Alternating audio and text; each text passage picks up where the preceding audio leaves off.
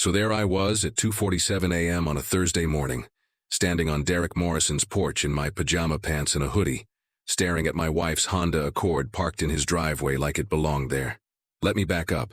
My name's Silas Barrett. I'm 34 years old. I work in corporate IT, and up until approximately 43 minutes ago, I thought my wife Mabel was in Dallas for a work conference. Turns out, Dallas is code for my ex-boyfriend's house exactly 2 miles from our apartment in Maple Ridge. The universe has a twisted sense of humor. I'd been feeling sick for weeks, stomach issues, headaches, the works. Stress, I figured. Work's been brutal. So when I woke up at 2 in the morning with my gut doing backflips, I decided to make a CVS run for some Pepto-Bismol. Simple errand, right? Except I took the scenic route through our neighborhood because I couldn't sleep anyway, and that's when I saw it. Her car. That ridiculous 2005 Honda Accord with the dent in the rear bumper from when she backed into our mailbox last Christmas. The same car she said she lent to a coworker while she took an Uber to the airport Monday morning. Here's the thing about working in IT. You develop a certain skill set.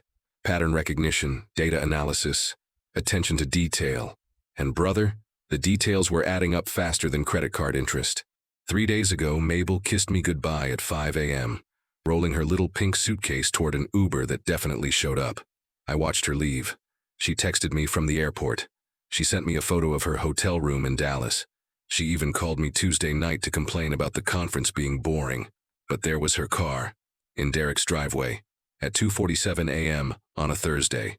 Derek Morrison, the CrossFit instructor, the guy she dated for 2 years before we met. The guy she swore was just a friend when I found out they still followed each other on Instagram. The guy whose profile picture is him doing a handstand on a beach, because of course it is. Mr. Six-pack abs and protein shake conversations who definitely, absolutely 100% was not sleeping with my wife. Except he was. I sat in my car for maybe 5 minutes, just processing. The stomach pain was gone now, replaced by this weird calm. You know that feeling when something you've suspected deep down suddenly gets confirmed? It's almost a relief. Like finding out you're not crazy, you were just paying attention. Because here's what Mabel didn't know. I'm not stupid. I'd noticed things, little things. Her phone face down on the table constantly. Her suddenly caring about going to the gym at 6 a.m. when she used to be a sleep until noon on weekends person. Business trips that seemed to happen more frequently. Credit card charges at restaurants in Austin when she was supposedly in Houston or Dallas or San Antonio. I didn't confront her because I wanted to be sure. And because, and this is the part that makes me either brilliant or pathetic, you decide, I wanted evidence. Real, documented, court-admissible evidence. So for the past 6 months I'd been quietly building a case, screenshots of location data from our family tracking app that she forgot she'd given me access to, credit card statements showing hotel stays in Austin on nights she was allegedly out of town, automatic gym check-in notifications from Peak Performance CrossFit, Derek's gym, at times that didn't match her supposed travel schedule. But nothing quite like seeing her car physically parked at his house at 3 in the morning.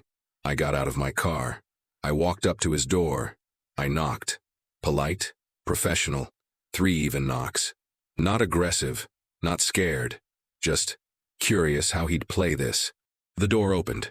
Derek Morrison stood there shirtless because of course he was shirtless, in gray sweatpants with this confused, slightly annoyed expression that morphed into recognition, then into something like practiced innocence. The guy actually smiled. Smiled. Hey man, he said, leaning against the doorframe like we were buddies running into each other at Whole Foods. Can I help you? Can I help you? Like I was a lost DoorDash driver. Like my wife's car wasn't sitting right there. Like he wasn't actively ruining my marriage while I was home watching YouTube videos about network security and eating leftover pizza. I didn't say anything for a second. Just looked at him. Then looked past him into his living room, where I could clearly see Mabel's pink suitcase. The same one she'd rolled out of our apartment Monday morning, sitting next to his couch. Yeah, I said finally, pulling out my phone. You can help me by staying exactly where you are for about 10 seconds. I took a photo, wide angle, got him in the doorframe, got the suitcase, got Mabel's car in the background. Perfect composition. Could have won a photography award for most devastating evidence of infidelity. Derek's smile faltered. Look, man, I don't know what you think. I think, I interrupted, my voice eerily calm even to my own ears, that you should enjoy your night. Both of you. I walked back to my car. Didn't run. Didn't storm off dramatically. Just walked. Got in. Started the engine. And drove. Not home, though. Home was tainted now. Home was where I'd been sleeping peacefully while my wife was sneaking off to her ex's house. Home was where I'd been taking medicine for stress-related stomach issues that were apparently actually betrayal-related stomach issues. No. I drove to my brother Amos's place across town. Amos is 2 years younger than me, perpetually single by choice, and the only person I could call at 3 a.m. who'd answer the phone with, "Someone better be dead or this better be good." "It's good," I said when he picked up. "Can I crash at your place?" "What happened?" "Found Mabel's car at Derek Morrison's house. She's supposed to be in Dallas." Silence. Then, "I'm putting coffee on. Get over here." Amos lives in a tiny one-bedroom apartment downtown that smells like old books and energy drinks. He's a freelance graphic designer who keeps vampire hours and has opinions about everything. When I showed up at his door at 3:30 a.m., he took one look at my face and said, "Oh, we're burning everything down, aren't we?" "Legally," I clarified. "The best kind of arson." I showed him the photo. Showed him 6 months of evidence I'd been compiling in a password-protected folder on my laptop labeled Tax Documents 2019, because Mabel would never voluntarily open anything related to taxes. Hotel receipts, restaurant charges, location data, gym check-ins, a timeline that painted a very clear picture of a woman who'd been lying for half a year minimum. Amos whistled low. "Dude, you've been living with this?" I wanted to be sure. "You're sure now?" "Yeah. So what's the play?" That's when it hit me. The calm I'd been feeling. That was shock. Now sitting in Amos's apartment at 4 a.m. drinking coffee that tasted like battery acid, the reality settled in. My wife had been cheating on me. For months, maybe longer. While I was home being faithful, being supportive, being the good husband who didn't complain when she needed space or girls' nights or work trips, I'd been the idiot. The sucker. The guy who got played, except I had evidence, documentation, proof. And I worked in IT, which meant I knew exactly how to use it. "I'm going to destroy her," I said quietly. Amos raised his coffee mug. "Now we're talking." The next morning, well, technically the same morning just after the sun came up, I called in sick to work. First time in 3 years. My boss didn't even question it because I'm the guy who once came in with the flu and fixed a server crash while running a fever of 101. "Take care of yourself, Silas," he said. If he only knew. Amos made breakfast. Well, he microwaved some breakfast burritos from 7-Eleven and called it emotional support cuisine. We sat at his tiny kitchen table, my laptop open between us, building what Amos started calling Operation Scorched Earth. "First things first," Amos said, scrolling through my evidence folder. "You need a lawyer, not just any lawyer. The meanest, most expensive divorce attorney in Travis County. That's gonna cost..." "Silas, look at these credit card statements. She spent $800 at some fancy restaurant called Uchi last month, while supposedly in San Antonio. That's your money too, brother. You're about to get it back." He had a point. Our joint account showed a pattern I'd been too trusting, or too stupid, to really analyze before. Expensive dinners at local Austin spots on nights she claimed to be traveling. A $300 charge at Nordstrom for workout clothes the same week she joined Derek's gym. A hotel room at the Fairmont downtown in January when she told me she was visiting her college friend in Houston. "She wasn't even trying to hide it," I muttered. "Why would she? You trusted her. That's what normal people do in marriages." She exploited that. Classic narcissist move. By 10 a.m. I had an appointment with Patricia Hartman, a divorce attorney whose Yelp reviews included phrases like "absolutely ruthless" and "took my ex for everything." Her consultation fee alone was $500. Worth every penny. But first, I had to deal with Mabel. Because around 9:30 a.m. my phone started blowing up. Mabel. "Hey babe, good morning. Conference is so boring today, Mabel. Missing you." Mabel. "Want a FaceTime tonight?" The audacity. The sheer unbelievable audacity of this woman to text me good morning with a sun emoji while her suitcase was literally at her ex's house. I showed Amos. "Don't respond," he said immediately. "Let her think everything's normal. You respond now, you tip her off. Radio silence is power, man. She's going to get suspicious." "Good, let her sweat." He was right, so I ignored the texts. All morning my phone kept buzzing. More texts from Mabel, increasingly concerned. "Mabel, you okay?" "Mabel, Silas?" "Mabel, getting worried, please text back Mabel. Did something happen?" Oh, something happened, Mabel. Something definitely happened. Around noon, my phone rang. Mabel calling. I let it go to voicemail. She called again. Voicemail. Third time I answered and immediately hung up. Psychological warfare, Amos called it. Keep her off balance. My appointment with Patricia Hartman was at 2 p.m. Her office was in downtown Austin, one of those glass high-rise buildings where everyone looks important and stressed. Patricia herself was in her 50s with gray hair pulled back in a severe bun and reading glasses that she peered over like a judge. "Mr. Barrett," she said, shaking my hand with a grip that could crack walnuts. "I understand you have documentation." I opened my laptop and showed her everything. The timeline, the location data, the credit card statements, the photo from Derek's porch. She took notes, occasionally nodding, her expression never changing. After 20 minutes, she sat back. "This is excellent work. Honestly, some of the best organized evidence I've seen from a client. You should consider a career in private investigation. I just wanted to be sure." "You're sure?" "And Texas is a fault-based divorce state, which means proving adultery significantly impacts asset division and alimony considerations. The apartment is in your name alone?" "Yes. Bought it 2 years before we got married. Separate property. She has no claim. The joint accounts? Probably 50-50 contributions, maybe 60-40 in my favor. With adultery proven, we can argue you deserve the larger portion. Any children? No. Thank God for small miracles. This is going to be clean." She smiled, and it was terrifying. "Mr. Barrett, I'm going to enjoy this case. My retainer is $5,000. I'll have papers drawn up by Monday. Where would you like us to serve her?" That's when the idea hit me. The beautiful, petty, perfectly devastating idea. "Her office," I said.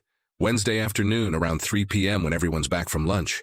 Patricia's smile widened. "I like how you think." I left her office feeling lighter than I had in months. Years, maybe. Since before I married Mabel. Since before I'd started taking antacids daily and sleeping like garbage, and wondering why I always felt anxious. My phone had 17 missed calls and 32 text messages. All from Mabel.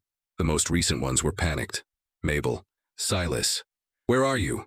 "Mabel, I'm calling Amos. Mabel. Why aren't you answering?" "Mabel, I'm coming home early."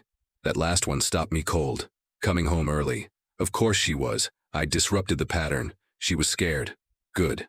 I called Amos. "She's coming back to Austin." "When?" "Probably tonight. She's freaking out." "What's your move?"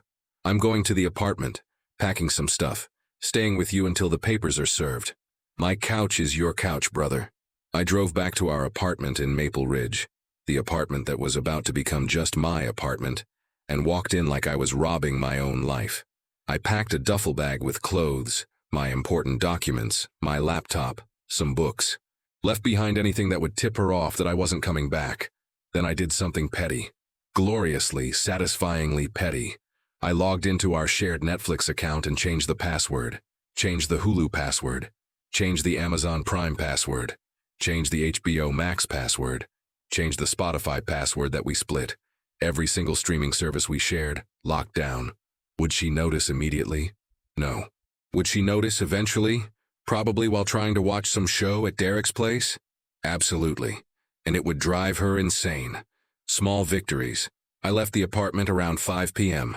Drove back to Amos's place. Ordered pizza from Home Slice. Pepperoni and jalapeno, my favorite that Mabel always hated. And cracked open a Lone Star beer. Amos raised his bottle. To new beginnings and old endings. To documentation and scorched earth.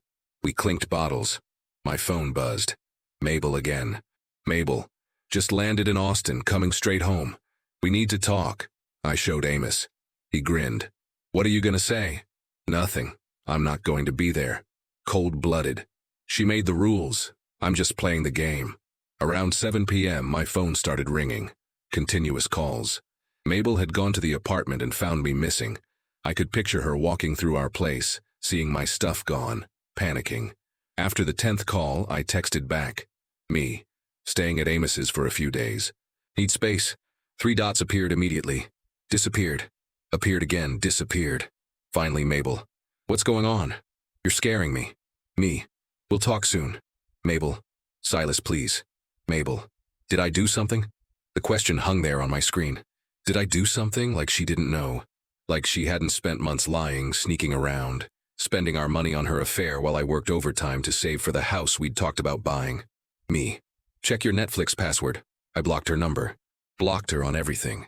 Instagram, Facebook, even LinkedIn, because I didn't want her seeing anything about my life anymore. Amos looked at me. That's it? Check your Netflix password? She'll figure it out. Brutal. I love it.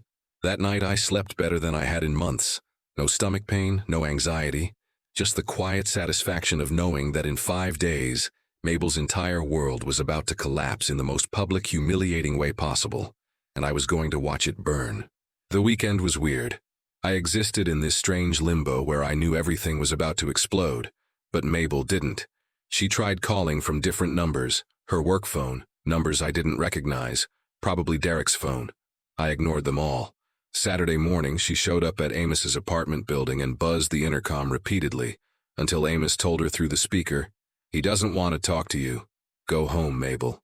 "I need to see him. Something's wrong." "Yeah, something is wrong. Figure it out." The desperation in her voice almost made me feel bad. Almost. Then I remembered her car at Derek's place, and the feeling evaporated like morning fog in Texas heat. Sunday afternoon, I got a text from an unknown number. Unknown. "This is Derek. We should talk man to man." I showed Amos. He nearly spit out his coffee, laughing. "Man to man? Is this dude serious right now?" I typed back, "Me. Nothing to discuss. Enjoy." "Derek, look, I know you're upset, but it's not what you think, me. It's exactly what I think. You're both adults. Own it." "Derek, Mabel's really messed up right now. She's crying nonstop." And there it was, the manipulation attempt. Make me feel guilty for her choices. Classic cheater playbook. But here's what Derek didn't know. I'd done some research on him too. Because when you work in IT and someone ruins your life, you tend to get curious. Turns out Derek Morrison, Mr. CrossFit Perfect, was engaged, had been for 8 months, to a woman named Riley Parker, a nurse at St. David's Medical Center. I found her Instagram, public account because people never learn, full of photos of her and Derek at various Austin landmarks. Zilker Park, Lady Bird Lake, the Capitol building, sweet couple photos with captions about forever and my person, and other things that were apparently meaningless. The engagement ring photo was from February. Big diamond. Comments full of congratulations. Riley looked genuinely happy, standing next to the man who was actively sleeping with my wife. I'd been saving this information, waiting for the right moment. This felt like the right moment. I found Riley's Instagram DMs and sent her a message. Me. "Hi Riley, you don't know me, but I think you should know something about Derek. I have proof he's been cheating on you. I'm going through the same thing with my wife. I'm sorry to be the one to tell you. Check your requests folder. I'm sending screenshots." Then I sent her everything. The photo from Derek's porch with Mabel's car visible. Screenshots of the location data showing Mabel's phone at Derek's address repeatedly over 6 months. The credit card charges from restaurants where I'd cross-referenced Instagram stories. Derek had posted from the same places on the same nights. I didn't hear back immediately, didn't expect to. That kind of information takes time to process. Monday morning, Patricia called. "Papers are ready. We're serving her Wednesday at 3 p.m. Her workplace is Barrett Marketing Solutions on West 6th Street, correct?" "Correct. My process server will handle it professionally. Though I should warn you, this will be public. Her co-workers will know." "Good. You're sure? This is going to humiliate her." "She humiliated herself. I'm just making sure everyone sees it." Monday afternoon, my phone buzzed. Instagram notification. Riley Parker had responded. "Riley, are you serious? Is this real?" Me. "Completely real. I wish I was lying. Found my wife's car at his place Thursday at 3 a.m. She was supposed to be in Dallas for work." Riley. "Oh my God. Oh my God." Riley. "I'm at work right now. I can't breathe." Me. "I'm sorry. I know this is awful, but you deserve to know." Riley. "We're supposed to get married in October." Me. "I was married for 8 years. Trust me, better to find out now." She didn't respond after that, but I could see she'd screenshot our conversation. Good. Document everything. I'd taught her well in 30 seconds. Tuesday, Amos had to go to a client meeting, so I was alone in his apartment when someone knocked on the door. I checked the peephole. Mabel. She looked terrible. Hair in a messy bun, no makeup, wearing sweatpants and an old college hoodie. Eyes red from crying. For a second, just a second, I felt bad. Then I remembered 6 months of lies and the feeling passed. I opened the door but stood in the doorway, blocking entry. "Silas," she said, voice breaking. "Please, just talk to me. There's nothing to say." "Yes, there is. I don't understand what's happening. You won't answer my calls, you blocked me, you changed all the passwords. You mean the passwords to services we paid for together? With money from our joint account? The account you've been draining for 6 months?" Her face went pale. "What are you talking about?" "Mabel, stop. Stop what? I saw your car." Silence. Complete, total silence. I watched the color drain from her face as understanding hit. "Thursday night," I continued, my voice eerily calm. "Derek's house, 2:47 a.m. while you were supposed to be in Dallas. Silas, your suitcase was visible through his window. The same pink suitcase you rolled out of our apartment Monday morning." Tears started streaming down her face. "It's not what you think, it's exactly what I think. And before you try to gaslight me, I have 6 months of documentation. Hotel stays in Austin when you claim to be traveling. Restaurant charges at local places. Location data from the family tracking app. Gym check-ins at Peak Performance CrossFit at 6 a.m., Derek's gym, when you were allegedly in Houston or San Antonio or wherever you said you were." She was fully crying now. "I can explain." "No need. My lawyer has all the evidence. You'll be receiving papers soon." "Your lawyer?" Her voice went up an octave. "Silas, please, can we just talk about this like adults? Adults don't lie for 6 months. Adults don't cheat. Adults don't spend marital assets on their affairs. I made a mistake. You made a choice, multiple choices, for half a year. I love you. You love me? Mabel, you don't even respect me. If you loved me, you would have had the decency to divorce me before sleeping with your ex. But you wanted your cake and to eat it too. Secure marriage, stable income, and Derek on the side. That's not fair. What's not fair is me taking antacids for months because my body was screaming that something was wrong while you convinced me I was just stressed from work. What's not fair is me being faithful for 8 years, while you were auditioning my replacement. What's not fair is you standing here crying because you got caught, not because you're actually sorry." She tried to reach for me. I stepped back. "Don't contact me again. All communication goes through my attorney. You'll be served on Wednesday." "Wednesday? Silas, please." I closed the door, locked it, leaned against it while she knocked and cried on the other side. After 10 minutes, she left. Amos came home around 6 p.m. to find me drinking a beer on his couch. "She came by?" "How'd you know?" "Saw her in the parking lot when I pulled up. She looked destroyed." "Good. You okay?" Honestly, I was. For the first time in months, my stomach didn't hurt. My head was clear. I felt like I'd been carrying a weight I didn't know was there, and someone finally cut it loose. "Yeah," I said. "I'm okay." Tuesday night, Riley Parker posted an Instagram story. A photo of her hand, without the engagement ring. Caption: "Sometimes the trash takes itself out." Comments were already flooding in asking what happened. I screenshotted it and sent it to Amos with the caption, "Collateral damage. Beautifully executed," he replied. "Tomorrow's the big day." Tomorrow, Wednesday, 3 p.m. When Mabel would be served divorce papers at her office in front of her boss, her co-workers, everyone who knew her as the successful marketing manager with the perfect marriage. I set 3 alarms. Wouldn't want to miss it. Wednesday morning, I woke up feeling like it was Christmas. Amos made actual breakfast this time, scrambled eggs and toast, and we ate while watching the clock like kids waiting for school to let out. "You're really not going to be there?" he asked. "Don't need to be. Patricia's process server handles it. Plus, I'll get the full report afterward." "Cold, efficient, I'm proud of you." At 2:45 p.m., my phone was in my hand. At 2:58, Patricia texted, "Process server is walking in now." I pictured it. Barrett Marketing Solutions, a mid-sized firm in a renovated building on West 6th. Open floor plan. Mabel's desk near the windows. Her boss, Richard Morrison. No relation to Derek, just unfortunate surname coincidence. Her coworkers scattered around, probably coming back from late lunches, settling in for the afternoon grind. At 3:07 p.m., Patricia called. "It's done." My server said she went white as a sheet. Tried to take the papers discreetly, but he's required to announce service out loud. Her boss asked if everything was okay.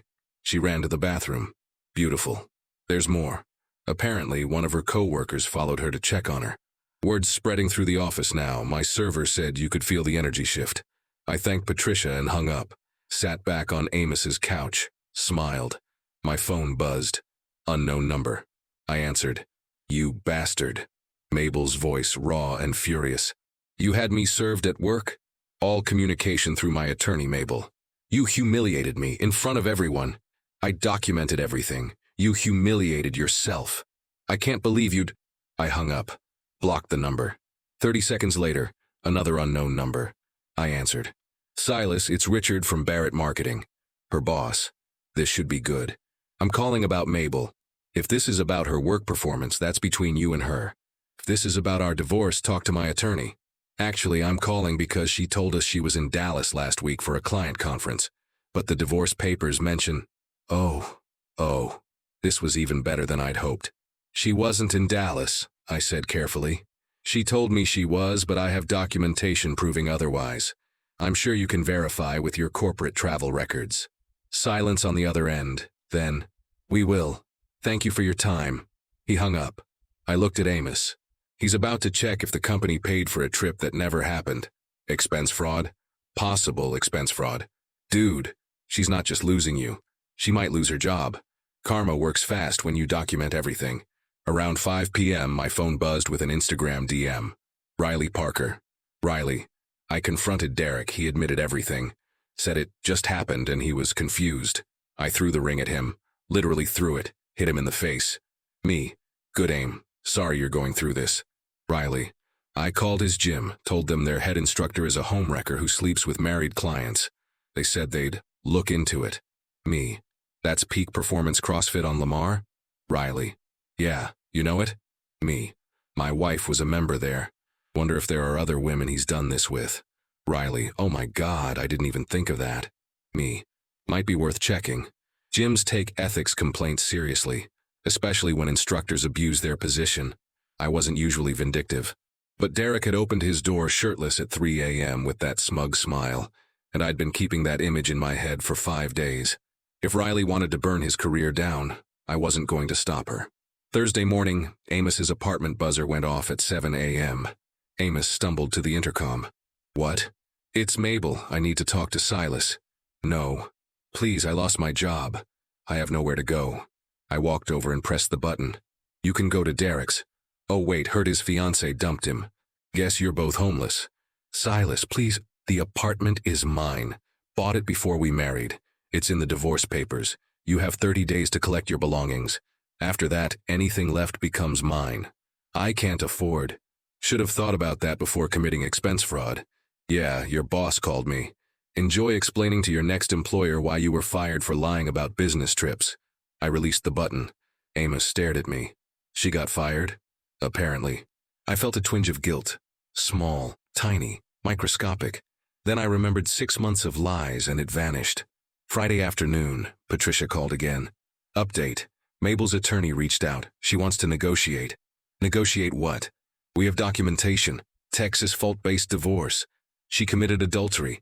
The apartment is separate property. She's arguing she contributed to household expenses and deserves compensation. She spent household money on her affair. I have receipts. I know. Her attorney knows. She's desperate. She's offering to sign everything over if you agree not to pursue her for reimbursement of the money she spent. I thought about it. The $800 at Uchi, the hotel rooms, the workout clothes. Probably totaled $10,000 over 6 months. I could fight for it, drag this out for months, make her suffer more. Or I could end it now. Clean break. Move on with my life while she dealt with unemployment, a ruined reputation, and the consequences of her choices. Tell her I'll agree on one condition. She provides a written statement admitting to the affair with dates and details. Notarized. For my records. That's vindictive. That's documented. I want her unable to rewrite history later. No, we grew apart narrative. No, he was a bad husband excuse, just facts. Patricia laughed. I'll draw it up. Saturday, I went back to the apartment, my apartment, for the first time since everything started. Mabel had collected some of her things. Clothes were gone from her side of the closet, bathroom products missing, but she'd left photos on the walls. Our wedding pictures, vacation photos, happy memories that felt like they belonged to different people. I took them all down, every single one, packed them in a box, left the box by the door for her to collect. Then I changed the locks, had a locksmith come out that afternoon. New keys, new codes, new beginning. Sunday, Amos helped me rearrange the furniture. The apartment had felt like ours, mine and Mabel's. Now it needed to feel like just mine. We moved the couch, changed where the TV sat, bought new throw pillows from Target because the old ones reminded me of her. "You're really doing this," Amos said, cracking open a beer. "Doing what?" "Moving on, like actually moving on, not just talking about it. What else am I supposed to do? Sit around being miserable about someone who didn't respect me enough to be honest? Most people would. I'm not most people." Monday morning, exactly 1 week after I'd found Mabel's car at Derek's house, Patricia emailed me a scanned document. Mabel's signed and notarized confession. 3 pages detailing dates, locations, and admissions of adultery. Legal, binding, permanent. I saved it in 3 different places: cloud storage, external hard drive, email archive. Documentation is power. Tuesday, the divorce was finalized. Texas has a 60-day waiting period minimum, but we'd technically filed the previous week, and Mabel had agreed to everything. Uncontested, clean, done. I was single. Officially, legally, finally. That night, Riley Parker posted on Instagram again. A photo of her at the Lady Bird Lake Trail, sunset behind her, caption, "New chapter, better version." I liked the post. She DM'd me immediately. "Riley, how are you doing?" Me, "Better than expected." "You?" Riley, "Same. Found out Derek was sleeping with at least 2 other women at the gym. One of them is married too. The gym fired him." Me, "Wow." Riley, "Yeah. Turns out we dodged bullets. Painful bullets, but bullets." Me, "Truth." Riley, "Hey, this is probably weird, but do you want to grab coffee sometime? Not like a date, just people who understand what we went through." I thought about it. Riley seemed nice, genuine. Someone who'd been through the same betrayal, who understood the weird mix of relief and pain that came with discovering the truth. Me, "Sure. Coffee sounds good. As friends." Riley, "As friends. I know a great place in Hyde Park." We met that Thursday, talked for 3 hours about everything. The red flags we'd missed, the lies we'd believed, the relief of finally knowing the truth. She was funny, smart, a pediatric nurse who loved her job and had a rescue dog named Biscuit. "I'm not ready to date," she said as we walked to our cars. "Neither am I. But maybe in a few months we could—" "Maybe," I agreed. "Let's just be friends for now. Friends who understand. The best kind." I drove home, to my apartment, with my furniture, my peace and quiet, and realized something. I wasn't angry anymore. The rage that had fueled me for the past 2 weeks had burned out, leaving something else behind. Freedom. 3 months later, I was sitting on my balcony, watching the sunset over Austin with a beer in hand and my laptop open, finally finishing a personal project I'd been putting off for years. A home automation system I'd been wanting to build but never had time for because I was too busy being married to someone who didn't want to be married to me. Life had this weird way of working out when you stopped fighting against the truth. The apartment looked nothing like it had when Mabel lived here. New paint, deep blue instead of that beige she'd insisted on. New furniture that actually fit my style. A proper desk set up for gaming and side projects. The place finally felt like mine, not like a compromise between 2 people who wanted different things. Riley and I had been hanging out regularly. Still just friends, but good friends. The kind who understood that healing isn't linear, and sometimes you need someone who gets it without explanation. She'd introduced me to her dog, Biscuit, a neurotic rescue terrier who'd taken an immediate liking to me. We'd grab coffee, go hiking at Barton Creek, hit up food truck parks downtown. No pressure, no expectations. Just 2 people rebuilding their lives one day at a time. Last week, she told me she'd started dating someone, a doctor from her hospital. Nice guy, apparently. I was genuinely happy for her. "You're not jealous?" Amos had asked when I told him. "Why would I be? We're friends. She deserves to be happy." Character growth. I'm impressed. As for Mabel, I heard through mutual friends that she'd moved back to her hometown, somewhere in Oklahoma, to live with her parents while she figured things out. No job prospects in Austin after the expense fraud situation went public. No Derek, since he'd apparently moved to Houston to start fresh after losing his gym job and his fiancée. The last I'd heard, they weren't even speaking to each other anymore. Turns out when your entire relationship is built on sneaking around and lies, it doesn't hold up well under actual scrutiny. Funny how that works. I'd run into one of her old co-workers at Whole Foods last month. Sarah, the woman who'd followed Mabel to the bathroom when the divorce papers were served. She'd actually apologized to me. "We all thought you were this boring husband who didn't appreciate her," Sarah had said, looking embarrassed. "She used to complain about you at happy hours. Said you were always working, never wanted to go out, didn't pay attention to her. And now? Now we know she was lying about the business trips, about you, about everything. I'm sorry we believed her." I just nodded. "No, I told you so." No satisfaction in being vindicated. Just acceptance that some people will always believe the first story they hear. And that's not my problem to fix. The truth about betrayal, and this is something I learned sitting in therapy twice a week for the past 3 months, is that it's less about the other person and more about yourself. Mabel didn't cheat because I was a bad husband. Derek didn't participate because I was inadequate. They did it because they were selfish people who wanted immediate gratification without considering consequences. That's on them, not me. My therapist, Dr. Yolanda Martinez, had this way of cutting through my self-blame with surgical precision. "You could have been the perfect husband," she'd said during our second session. "Flowers every day, constant attention, never worked late. She still would have cheated. Because cheating isn't about what you lack. It's about what they lack. Integrity, respect, self-control." That hit different. I'd spent years thinking I needed to be better, do more, work harder to keep Mabel happy. Turns out, I just needed to be with someone who valued honesty over convenience, respect over excitement, partnership over secrecy. Work had gotten better too. My boss promoted me to senior systems architect with a 20% raise, said my attention to detail and documentation skills were exemplary. If he only knew those skills had been sharpened by documenting my wife's affair, he might have worded that differently. But I'd take the compliment and the money. I'd started dating casually, nothing serious. A few dinners here and there with women I met through friends or apps. It was nice. Low stakes, no rush. One woman, Ivy, was a software engineer who laughed at my terrible IT jokes and beat me at Mario Kart. We'd been on 3 dates. Might turn into something. Might not. Either way, I was okay. Because here's the thing I'd learned. Being alone isn't the same as being lonely. I'd been lonelier in my marriage than I ever was living solo.